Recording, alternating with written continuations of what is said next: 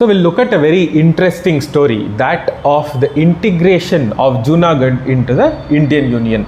Junagadh today is a district in the state of Gujarat, right? It is a district in the state of Gujarat. Junagadh was a princely state. There were a total of 565 princely states in the Indian subcontinent, and it was up to Sardar Vallabhbhai Patel to integrate all of them into the Indian Union. Of course, some of the princely states, especially the Muslim majority ones, they went to Pakistan.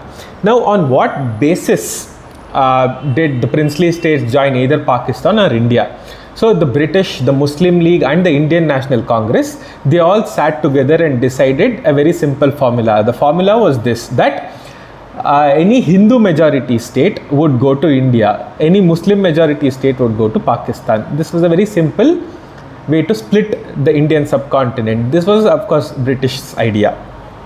Now, when we come to Junagadh, we see a very interesting phenomenon. That is that Junagadh is a Hindu majority state, but it had a Muslim ruler. Okay, the exact opposite of that would be Kashmir, where Kashmir had a Muslim majority in population, but it had a Hindu ruler. The Hindu ruler in Kashmir was Raja Hari Singh at that point in time, correct?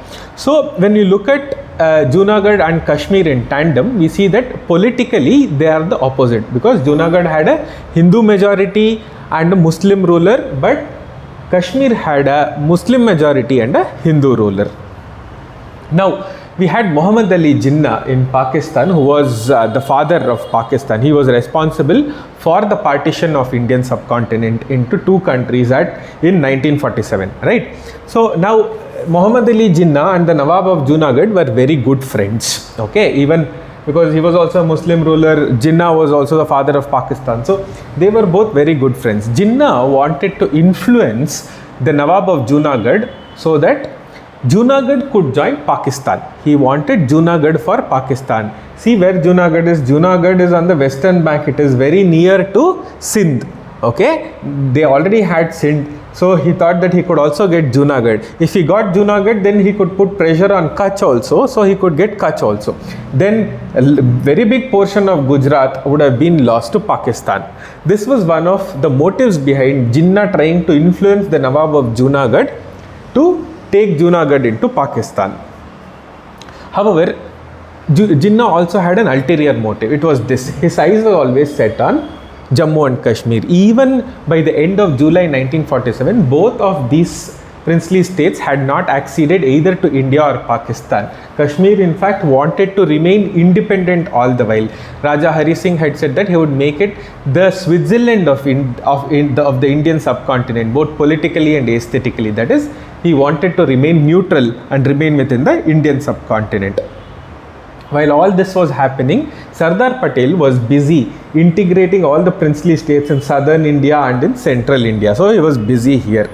Now what happened is Jinnah influenced the Nawab of Junagadh enough so that by August 14, the Nawab of Junagadh said that he would join Pakistan.